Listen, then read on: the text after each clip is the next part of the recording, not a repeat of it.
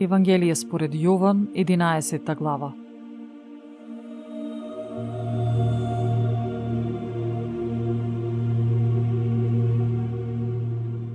Беше пак болен некој си Лазар од Витанија, од селото на Марија и незината сестра Марта. А Марта, чиј брат Лазар се разболе, беше она која го помаза Господа со миро и ги избриша нозете негови со својата коса. Тогаш сестрите натрчаа по него велејќи: Господи, ете оној што го милуваш болене. Штом чу Исус рече: Таа болест не е за умирање, туку за слава Божја, за да се прослави Синот Божји преку неа. А Исус ги сакаше Марија, незината сестра и Лазар. А кога чу дека е болен, тогаш остана уште 2 дни во местото каде што се наоѓаше. Потоа им рече на учениците да отидеме пак во Јудеја. Учениците му рекоа: Рави, сега сака да те убијат со камење и пак ли таму ќе одиш? Исус одговори: Нели има 12 часови во денот? Кој оди дење не се сопнува, зашто ја гледа светлината на овој свет, а кој оди ноќе се сопнува, зашто нема светлина во него. Ова им го кажа, а потоа им рече: Лазар, пријателот наш, заспал, но удам да го разбудам. Тогаш учениците негови рекоа: Господи, ако заспал ќе стане. Исус го рече тоа за смртта негова, а тие мислеа дека говори за заспивање во сон. Тогаш Исус рече отворено: Лазар умре, но се радувам заради вас што не бев таму, да поверувате, туку да отидеме кај него. Тогаш Тома, наречен Близнак, им рече на учениците да отидеме и ние да умреме со него. Кога дојде Исус, откри дека тој веќе 4 дена е во гроб. А Витанија беше близу до Ерусалим, околу 15 стадии. И мнозина јудејци беа дошле кај Марта и Марија да ги утешат за нивниот брат. Кога чу Марта дека доаѓа Исус, излезе пред него, а Марија седеше дома. Тогаш Марта му рече на Исус: Господи, ако беше ти овде, брат ми немаше да умре. Но и сега, знам што и да посакаш од Бога, Бог ќе ти даде. Исус и рече: Твојот брат ќе воскресне. Марта му рече: Знам дека ќе воскресне при воскресението во последниот ден. А Исус и рече: Јас сум воскресението и животот. Кој верува во мене и да умре, ќе живее. И секој што живее и верува во мене нема да умре довека. Го веруваш ли тоа? Таа му одговори: Да, Господи, јас поверував дека ти си Христос, Синот Божји што треба да дојде во светот. Штом го рече тоа, отиде и ја повика сестра си Марија тајно велејќи: Учителот е овде и те вика.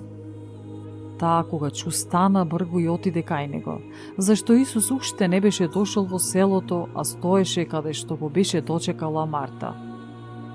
Јудејците што беа со неа дома ја утешуваа. Кога видоа дека Марија стана бргу излезе, отидоа и тие по неа, мислејќи дека ќе оди на гробот да плаче. А Марија, штом пристигна таму каде што беше Исус и кога го виде, падна пред нозете негови и рече: Господи, да беше ти овде, немаше да умре брат ми. Исус пак, кога ја виде како плаче, и јудејците што беа дошле со неа како плачат, се натажи во духот и се потресе. Па рече: Каде сте го положила?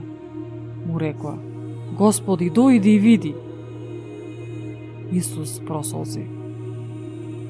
Тогаш јудејците рекоа: Гледај, колку го сакал. Некој од нив пак велеа: Не можеше ли овој што ги отвори очите на слепиот да направи и овој да не умре? А Исус пак се нажали во себе и дојде до гробот. Тоа беше пештера и камен навален на неа. Рече Исус: Кренете го каменот. Марта, сестрата на умрениот, му рече: Господи, мириса веќе, има 4 дена откако е умрен. Исус и рече: Нели ти реков дека ако веруваш, ќе ја видиш славата Божја? Тогаш го дигнаа каменот каде што лежеше умрениот, а Исус ги подигна очите угоре и рече: Оче, Ти благодарам што ме услиши. Ја знаев дека ти секогаш ме услишуваш, но ова го реков заради народов што стои наоколу, за да поверуваат дека ти си ме пратил. Кога го рече ова, извика со силен глас: Лазаре, излези надвор! Излезе умрениот, завиткан во платно по рацете и нозете, а лицето забрадено со крпа. Им рече Исус: Одвиткајте го и оставете го да оди. Тогаш мнозина од јудејците што беа дошле со Марија видоа што направи Исус, поверуваа во него. Некои од нив отидоа кај фарисеите и им рекоа што направи Исус. Тогаш првосвештениците и фарисеите го собраа Синедрионот и рекоа: Што да правиме? Овој човек прави многу чуда. Ако го ставиме така, сите ќе поверуваат во него и ќе дојдат римјаните, па ќе ни ја одземат и земјата и народот. А еден пак од нив, Кајафа, кој таа година беше првосвештеник, им рече: Вие ништо не знаете, ниту помислувате дека е поарно за нас да умре еден човек за народот, отколку сиот народ да пропадне. А ова не го рече тој сам од себе, туку бидејќи беше првосвештеник таа година прорече дека Исус ќе умре за народот. И не само за народот, туку и за да ги собере заедно растурените Божи чета. Од тој ден се согласија да го убијат. Заради тоа Исус веќе не одеше јавно меѓу јудејците, а оттаму отиде во крај, близу една пустина, во градот наречен Ефрем, и таму се задржа со учениците своји.